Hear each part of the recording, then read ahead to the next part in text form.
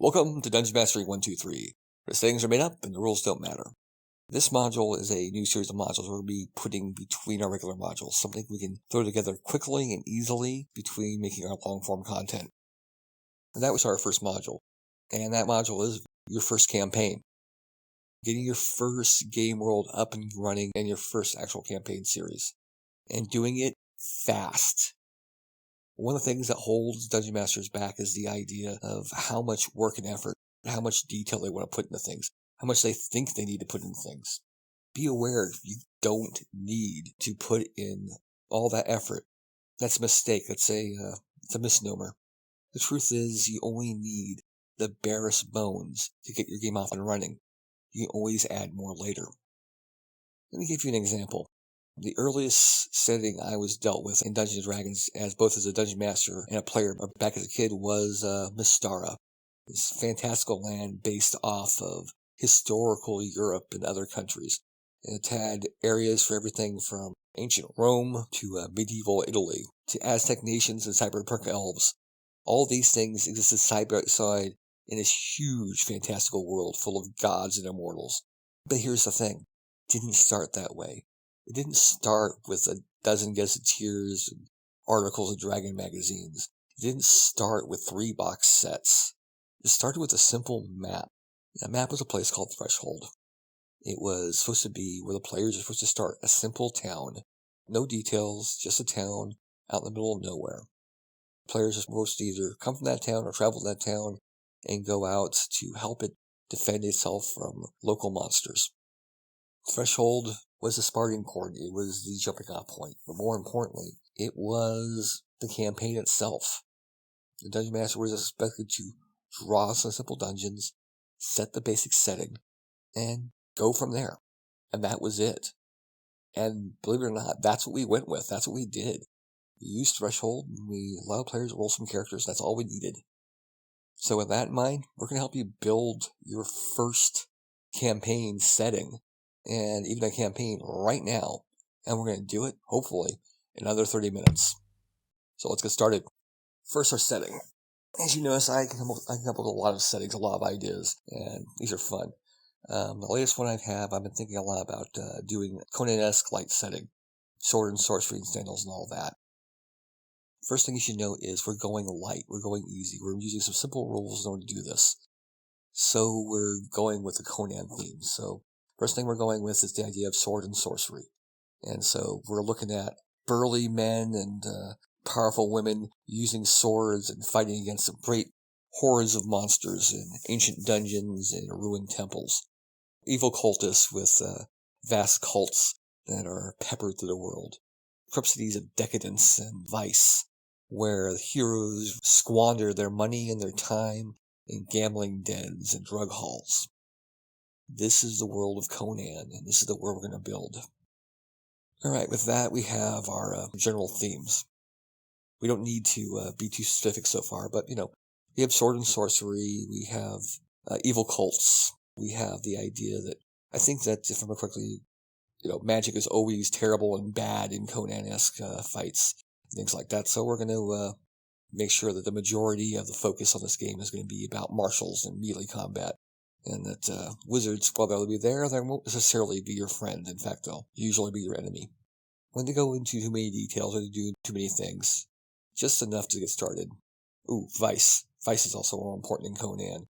You have these giant cities of barbarians and ruffians who are crawling into town with their gold, and they're wasting it all on wine, women, wenches, and Black Lotus. Vice will be a major aspect of this game. Alright. We got that. So let's set some limitations. So what are the things we're going to need for this? Well, it's Conan, so we're going to need barbarians and things like that, people who don't wear a whole lot of armor. In fact, it's supposed to be an ancient world. So let's note this is going to be an ancient world. We'll make it based on some of the old legendary kingdoms and worlds and places that exist only in fragments of World War history, or that are made up. It's like Atlantis and Lemur or Thule. We're going to set this in the land of Lemur. We could pretend like it might be our world, but it's not really. But we're going to put it back at the earliest dawn of man, when there might have been kingdoms, but those things are gone. This will be a time after the Great Freeze, or the Wintry Death, as they call it in ancient legends. The time where megafauna are still walking the land. So we're going to have things like mammoth, saber-toothed tigers, cave bears, and death birds. These very common fauna, along with giant elk and that sort of thing. We'll have great plains left behind from the passage of the great glaciers, cold, dry deserts. We're going to have ancient cities, ones that were there from before the cataclysm. Because this is a post-apocalypse. This is a post-cataclysm. The world was wiped out in a terrible wintry destruction, and it's still in their legends. It's all a time where language it's simplistic.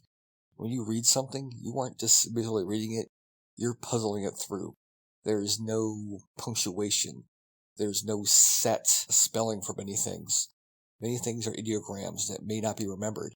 And even when there are spellings, different people spell different things differently. Just reading a simple page of text can take hours to puzzle through what it all really means. So we're going to plant scribes in the middle of this as well. Alright, so I'm getting off track, so let's get back to focus. What do we need for this? Because we're going Conan, we're going to go with unarmored defense rules. We'll use those from the Dungeon Master's Guide. We'll have iron weapons, so regular weapons are good. We'll even have crossbows, but nothing more complicated than that. There's no guns or anything like that here. Next, we're even going to use the cleave rules, the optional cleave rules, so that when warriors get in, they fight great groups of people, and they're fighting mobs, they'll be able to mow down large numbers of the monster in a single swing. Very Conan. Finally, we're going to add some additional rules. With that, I'm going to remove material components from this. The only material components the players are going to require for spells are literally material components that have cost. So all those little stupid things the players are supposed to wander around with, like fireflies and glow moss, don't worry about those. But on the other hand, all spells, and I'm saying this right now, every single spell requires both verbal and semantic components. That means that you have to have a hand free if you are casting a spell. Period. Yes, you have to speak loudly and proudly. You can't whisper your words. If you're casting a spell, everybody knows it. More importantly, you have to have a hand free. And you know what? Wrestling interferes with spell casting. If you are wrestled, if you're grappled, if you're grabbed, you can't cast spells unless you win the grapple. If you can't speak, you can't cast spells. If you can't wave your hands around, you can't cast spells. You don't have to carry around wands and bags or anything like that, but you do have to be able to actually cast spells. Don't worry about this too much. This is not going to be a spellcaster-focused game. Next, as I like wrestling, I'm also going to make an additional rule. In wrestling, not only can you cast spells, but you can't use any weapon larger than a knife or a fist load without having disadvantage. So if someone gets in close and grapples you, they can stab you to death very easily. But no one's getting a sword in there. If they do, they're doing it with disadvantage. Alright, we have our optional rules and they're in. Let's set our limitations. The first limitation is we're going to just go with the simple humans. That's it. I'm thinking about using additional races, but okay, fine. We use 2 additional races. No, 3. 1 snakemen, but at this point they're not open to players. 2 beastmen, which we'll probably reskin orcs for. These are powerful creatures that basically live off in the desert wastes, and that are bestial enemies of humans. But players might make a friend with 1 or 2. Finally, Ghoulism. A great plague is sapping the world, and it is drawing sick and injured into it. And that we're going to have some Dampier-style ghoul-type characters, who are plague victims, who have literally been killed by the plague, and are able to pass it on in this form. Those are races, nothing else. Next, classes. For classes, we're going to do a simple pick 5. And by that means I'm just going to go through the player's handbook. I'm going to eliminate everything that doesn't belong. I'm only going to pick 5 basic classes that are part of the game. If the players want to play anything beyond that, they have to accept the fact that they're going to have to make a really good reason why it's there, and be aware that that's the only one that's around. They're the exception, not the rule. So, we're doing Conan the Barbarian, so let's do barbarians. That's a given. Next, fighters and rogues. Not only are they very Conan, but they're pretty much standards of the game. You can cut out a bunch of characters, classes that don't fit. Obviously, Ranger and Paladins simply don't fit, neither do Bards. Under religious classes, we have both Druids and Clerics, and I'm considering that. I'll come back to that. Oh, casters. So we got 4 different arcane casters. Sorcerers, Wizards, Warlocks, and Artificers. Artificers are just out, period. And these are our other 3. Wizards, Warlocks, and Sorcerers. To be honest, the 2 that are most likely to fit in a Conan-esque world are Warlocks and Sorcerers. After a lot of debate, yeah, let's just go ahead and go with Warlocks. Why? 1, because magic is very limited in the Conan setting. But the other point is, Warlocks are very thematic for Conan. The idea of engaging with dark powers to cast your spells is very Conan, and so we'll go with Warlocks. That comes us down to our final class. We've only got 1 left. And I'm thinking, I'll go with the holy class. It's either going to be Druids or Clerics. And Druids kind of fit. But you know what? No. This is Conan. There are very rarely priests on Conan's side. In fact, Conan usually thinks the gods are against him. So, with that in mind, the gods are definitely part of the enemy. And evil cults abound. So we're going to basically keep Druids and Clerics away from the players for now. Maybe we might go forward, we might let the players add some, but right now, no basic Clerics or Druids. Instead, we're going to go ahead and we're going to add in monks. These monks could be used in a variety of ways. We could have your standard ascetic monks living in ancient temples and studying the ways of combat and chi. Or these might be gladiators and pit fighters that have been reskinned from the monk templates. Same or similar types of weapons, the same kind of attack moves, but with your pit fighter, rather than harnessing chi, he might be harnessing inner will, or just downright meanness. Focus and pain to beat the living snot out of someone with their bare hands. Once again, very Conan. Noting for now, we're not multi-classing. If the players want to multi-class, that might come up narratively, but it's gotta come up narratively. For instance, if players end up retreating to a mystic temple full of monks, and the monks take them in and they spend months there, I could see them learning the ways of the monastery. There's no dipping. There's no getting 4 levels in and taking a level of Warlock. Besides, the immortal patrons of the Warlocks wouldn't have it. If you become a Warlock, they're not letting go of you. You're taking Warlock from there on, so be aware of that. But by default, no multi-classing. Alright, with that, we're only a short while in, already we have a very unique and focused world coming here. There's a world of brave barbarians and clever thieves with minimal weapons and armor, fighting in ancient temples and ruins, hauling back mounds of gold to party and celebrate before going out again. Ooh, alright, with that, I'm going to do a controversial idea here. I'm definitely going to go gold for experience. I mean by that, when the players go out and they basically collect their treasures and rewards, when they come back, they have to celebrate, buy weapons and gear, let everyone know that they are the great and mighty heroes. And when they're done, they're broke. Because that's one of the themes of Conan. Everyone's constantly broke. So we'll let them spend their gold literally for experience points.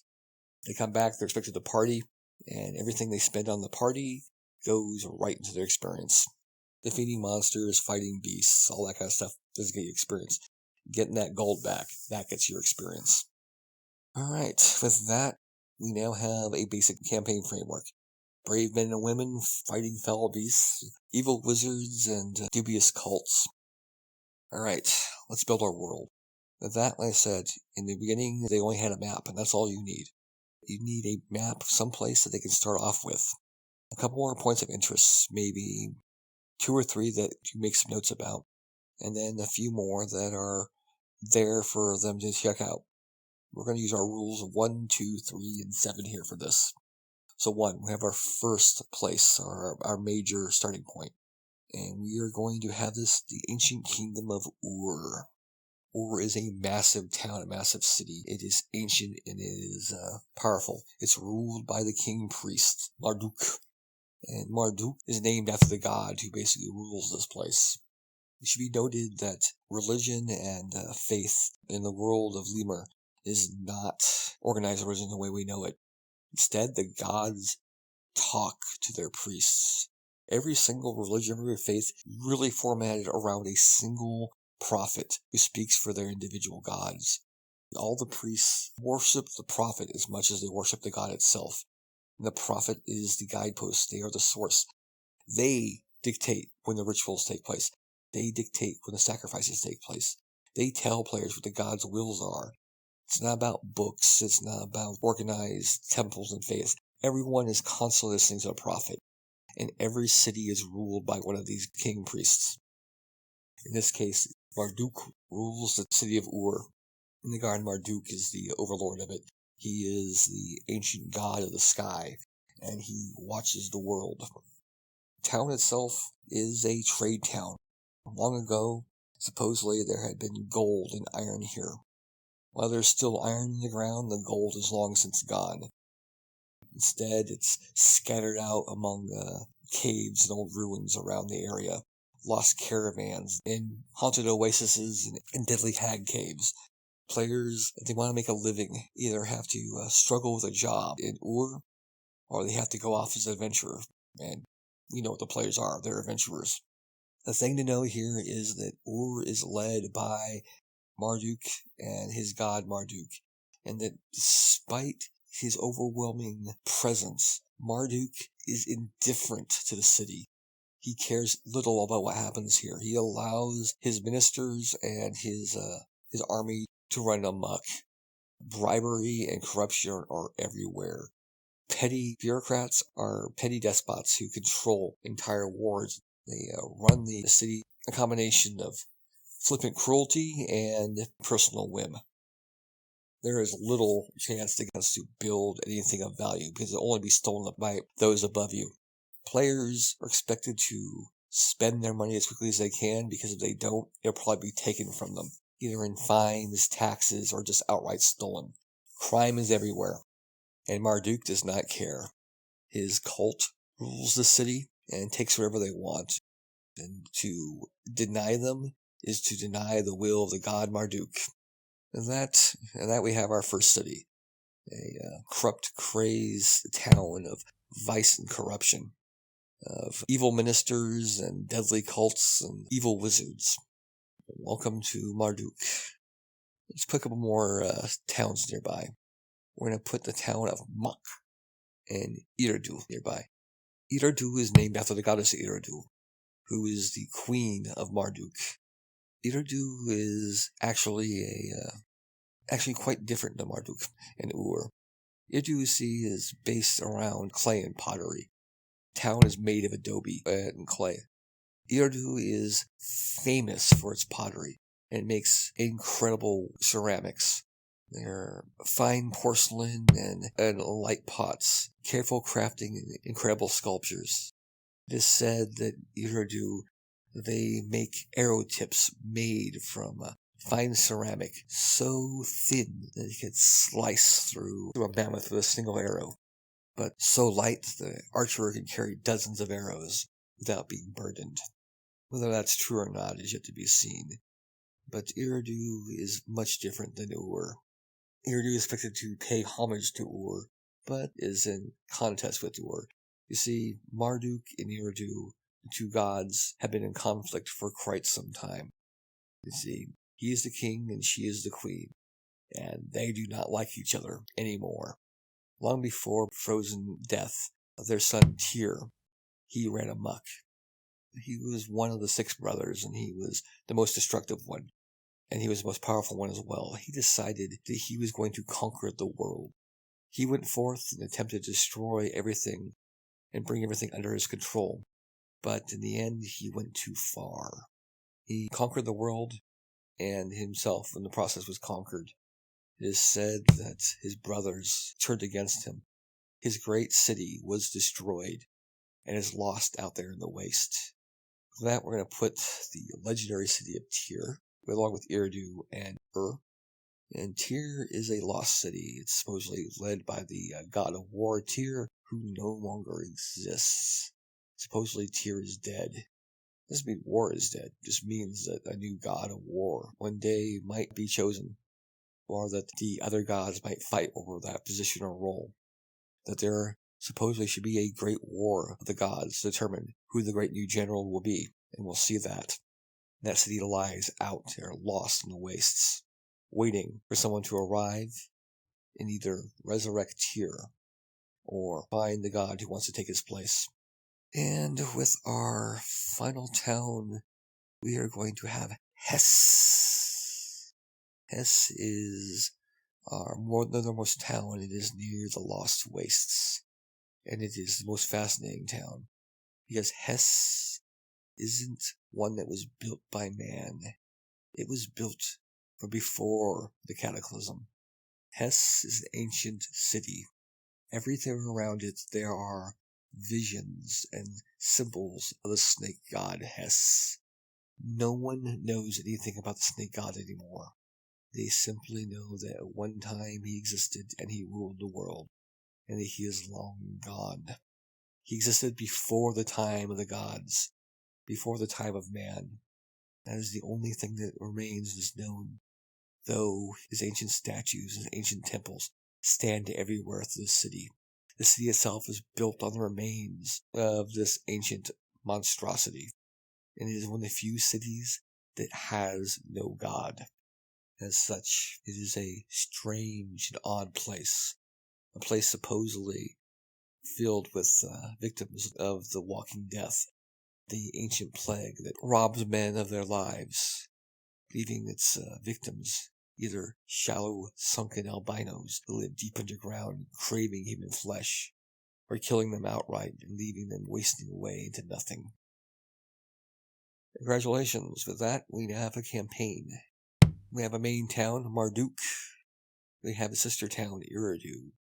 We have a mysterious town of Hess, which is crawling with undead and ghouls. And we have the lost city of Tyr, our first major dungeon or fortress. We know the land is populated by giant woolly mammoths and saber-toothed tigers. We established some basic rules. From here we can go through and do things. Like, for instance, for creatures that live out in the wasteland, we can choose 7 random species that belong out there. Things like dire wolves, saber-toothed tigers, and mammoths, that kind of thing. Things the players can focus on. Don't need a lot. Just choose the most important things to a region. And remember, once you get to 7, it's about time to stop. Same thing with things like herbs, drugs, and poisons. Create a handful and let the players know it, but you don't need to basically focus on them right away. Just have 1 or 2 things you can throw at them. You know that the area has wine, it probably has mead and beer. You know that they have gambling and they have gladiatorial dens. In fact, our city of Ur is different than most adventuring cities. Why? Because often enough the players start off in a single good place that they're trying to defend from evil. But when it comes to the city of Ur and its King Marduk, this place is the evil place. This is the source of evil. This is where the terrible things lie. The players are living in the town of evil, and they're actually going out and adventuring away from it, only to come back and to party there. Whether they stay in Marduk or not is up to them. Whether or not they overthrow Marduk is up to them. We haven't set a campaign yet, just the world. Once we tell it to the players, once we give it to them, and once they decide what they want to do, we can see where they want to go. Don't stop the players from adventuring this world and making up ideas. If they want to overthrow Marduk, the king priest, make your adventures about overthrowing Marduk. If they want to go and find the city of Tyr and possibly decide who the new god of war is, or maybe become the new god of war, go with that. If they want to explore the desert waste and find old caravans and rescue their riches and take them back home, do that. If they want to go up to Hess and find what built that ancient city, or maybe join the kingdom of ghouls, or defeat them, go with that. Let the players decide what they want to do. You only need to create a world and create some basic elements. Once you know what the players want to do, just make sure those elements are far enough apart that it's going to take a session or 2 to get to them. That gives you time to build those things as they get there. You don't have to do everything at once. This is an ancient land, and animal husbandry is barely known. The players aren't going to teleport or fly to the next location anytime soon. They're going to have to walk, and they're going to have to face many difficulties between here and there. So put those many difficulties in and create them as you go. Start off with this main city, introduce them, let them get in some trouble, something small, something simple to start off with. Then let them tell you what kind of campaign they want to do, what kind of world. And once they do, then you can flesh those areas out. We don't know much about Iridu. We don't know much about Hess. We don't know much about Tyr. We know big detail about each one. And when we get there, we can make more details, more ideas, more legends, more things.